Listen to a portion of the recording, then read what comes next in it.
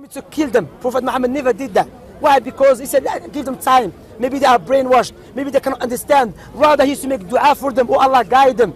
So he didn't come just kill, as the media tried to. Mercy for mankind. Then he migrated from Mecca. 13 years. You know, 13 years is not that small time. It's a long time, 13 years. Come this way, come this way. You just want to be recorded. Yeah. 13 years is not that small time. It's a long, it's a long time. You know, it's a long time. So Prophet Muhammad, 13 years being patient. Then he migrated to Medina. What did he do? Did he go and attack them? No. They tried to attack him first. Then Allah sent down a verse in the Quran. Udina lilladina. What is the verse? Zulimu. Now the verse.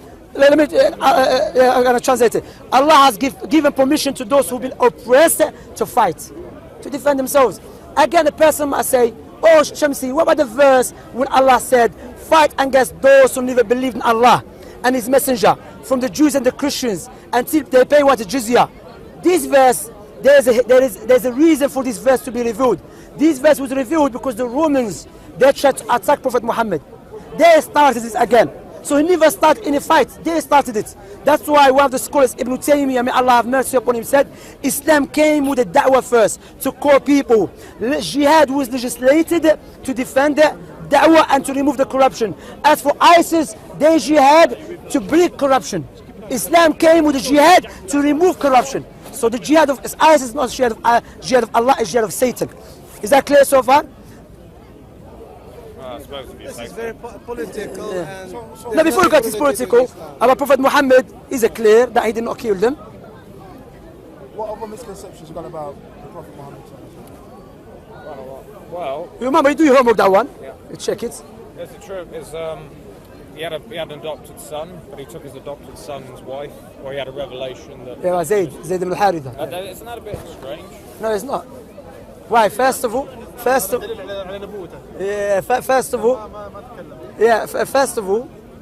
as the brother said, it's a good point. That rather is a proof against those who try to invalidate his prophethood. Why? Because the Arab, from their culture, before Islam came, the Arab pagans, that if you adopt someone, you're not allowed to marry his ex-wife. Even if he divorces her, afterward you're not allowed to marry her at all. So if Prophet Muhammad came to please the people, he shouldn't have done it. But before Prophet Muhammad got married to the ex-wife of Zayd, there was a verse before it, way before it, that in Islam, you're allowed to look after someone, but you don't adopt him as your son. Because he has his own lineage, he has his own family.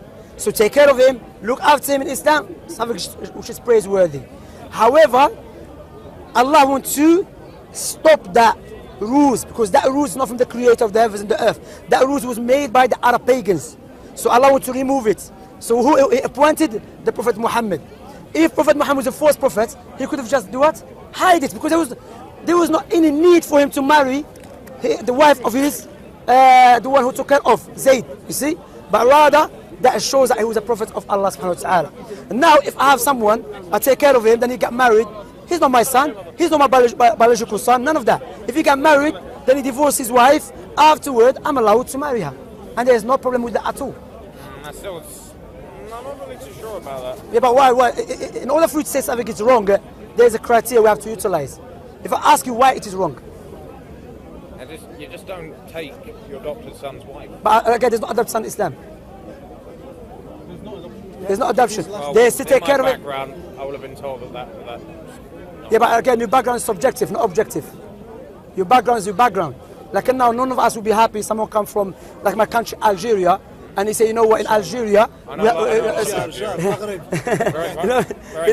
very friendly people, very happy. So no one says like Algeria or Morocco come here and says, you know what, in our culture that is wrong, therefore the British should follow us. We say no, keep your culture to yourself. So you see what I'm saying? You follow the Quran, because logic dictates you follow what the creator came with, not what the human came with. Because human, from their human nature, they're always imperfect, but the creator is perfect. I know. Okay. My question is to you. You believe God, He can do absolutely anything, there's nothing to cut. That befits His Majesty. So why can't He come to Earth for 33 years? So I'm saying, what He just did, live on Earth for 33 years. You know what I just did? There's two things about God. Limiting God a little bit. What you just think, there's three things about God. There's what God is and what God does. So what you just did, you tell me what God does, then you pretending to what God is. What God is does not change.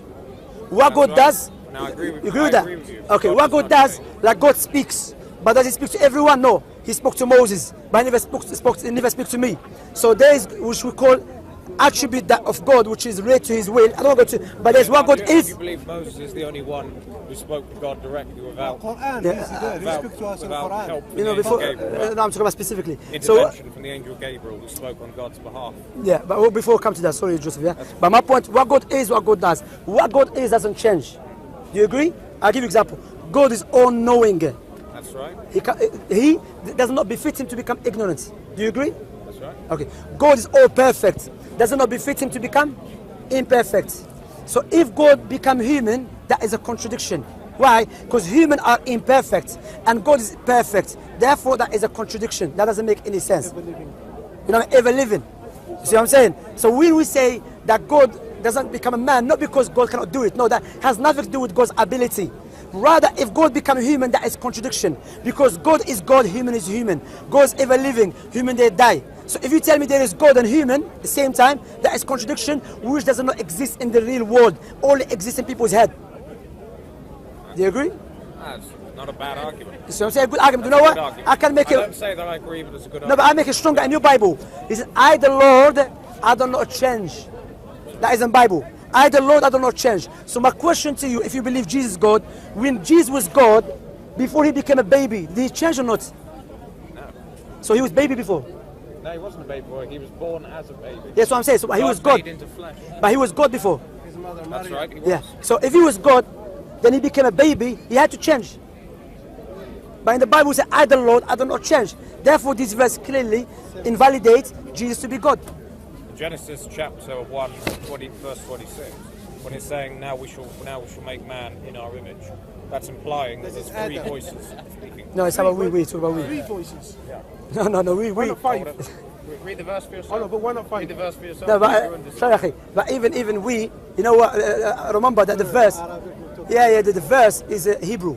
Let's go back to the Hebrew. And Hebrew is known that plural can use for singular. For example, in the Old Testament, in the Torah, God said to Moses, I will send you as Elohim to Pharaoh. That's the name. Elohim is a plural. How many Moses there is? One.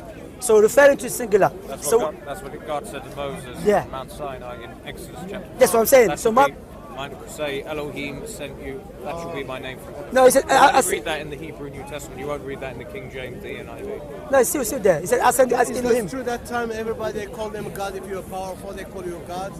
No, I'm talking about we, plural. We is known, sorry. We in the Arabic language is like Hebrew. You know, Hebrew, Arabic, Syriac, Aramaic are very similar languages. And we, they use it as what? Out of majesty, greatness. Like even in English, sometimes you say, come check us. I'm talking about myself, you know? Like prestige and higher and mighty, you know? So, again, let me ask you. You know God knows everything all the time, correct? If Jesus is God, but therefore he has to know everything all the time, correct? So the question I will ask you, does Jesus know everything all the time? He is God. He's God, thank you very much. Let us go read what Jesus said. Huh? Is there over there? He's showing the passages. Okay, let me show you the passages. In Mark 13:32, it shows you that if Jesus knew everything, because you said he knew everything. I spoke to you this one. Let me show him, maybe he wants to see it, yeah? 13:32. But of that day and hour no one knows, not even the angels in heaven nor the Son, only the Father. So even Jesus knows the hour. He cannot be God. You know this verse go in line with Allah's statement. Allah said, وَيَسْأَلُونَكَ عَنِ السَّاعَةِ. They ask about the hour. قُلْ عِلْمُهَا عِنْدَ رَبِّي. Said the hour, it's knowledge with my Lord.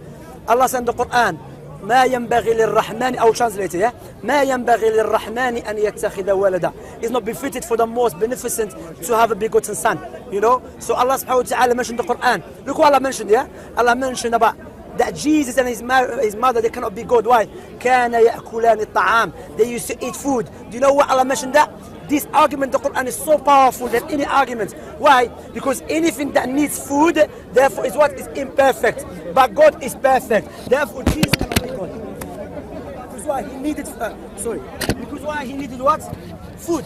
He needs provision. That is not the nature of the Creator. What I would advise you, Joseph, wallahi, this advice to you and to me. No, this life is not a joke. One day we have. This life is very precious. Yeah, and one day we have to live this life. There's a lot of people wasting this breath. We're only on this earth for a short time. There's a lot of. So I'm saying one day we have to leave it, Joseph. One day you're going to be inside the grave by yourself. And Allah subhanahu wa ta'ala said in the Quran, وَمَا كُنَّا مُعَذِّبِينَ حَتَّى نَبْعَثَ رَسُولًا. We will never touch, we will never punish anyone until we send a messenger. Islamically speaking, Allah will never punish His people, His servants, until the proof becomes clear to them. If you turn away from the truth and it's clear to you, if you repent, so I'm saying, and the repentance for you, I'll tell you straight away. Yeah, but that's good, you've been good to your mother, but what about the one who gave you life? Why are you not following his prophets? Why are you not following the teaching of his prophets? That is good. It's like someone telling me, you know what, I'm going to be good to my neighbor, but my parents... What's it saying? It says paradise is at the feet of the mother. I mean... We say, of course, to look after your mother, but remember, the reason that we look after our mothers, first of all, we are human. Second thing, likewise, what? Because the Creator told us, yes? But what I was going to mention, that being good to your neighbors, to your parents, that's something good. However, there's something which is greater than that. Be good to the one who gave you life. If I give you £2 million, what would you say to me? You say thank you, at least. Of course I'd say thank Would you remember me all the time? Of course I would. Of course. But yeah, okay, that's what I'm saying. That's a good point. Can you tell me about... Before, sorry. I will give you £2 million on the condition, give me your 2 eyes. Would you do that? I'll take that. No, I need my eyes. He said, no eyes. So therefore, the one who gave you eyes, therefore your eyes is more valuable than £2 million. What about the one who gave you your eyes for free? Why don't you thank him in the way befit His Majesty? Because he's the maker. He's a maker. A person might say, I'm thanking the Creator, but the question, are you thanking him the way he wanted to thank him? For example, if you want to buy a gift for your friend, would you buy a gift that your friend loves or the gift that you love? Your friend love. Your friend love. The gift that your friend loves. If you care. So I'm saying, if you care, that's true. So likewise, you should worship the Creator the way He loves, not the way you love. And the only way is coming to Islam. Submit yourself. I'll think about it. Figure, no problem at all. And it was my pleasure speaking to you. I will give you a book as a gift.